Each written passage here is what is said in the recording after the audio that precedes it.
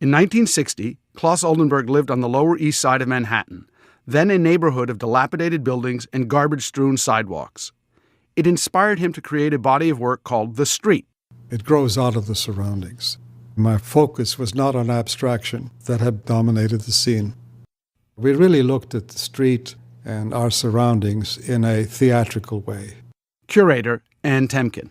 All of the works were made of cardboard, they were crumpled, they were torn, they were cut.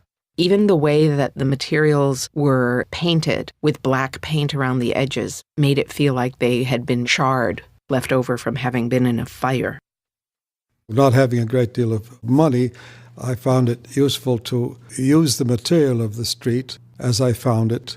There was always a lot of cardboard around in New York City, and in those days the garbage bags were made of burlap, and you could sort of swipe one and take it home and turn it into a figure. The street sculptures were part of what Oldenburg called his metamorphic material, works he created after deciding to give up traditional figure painting.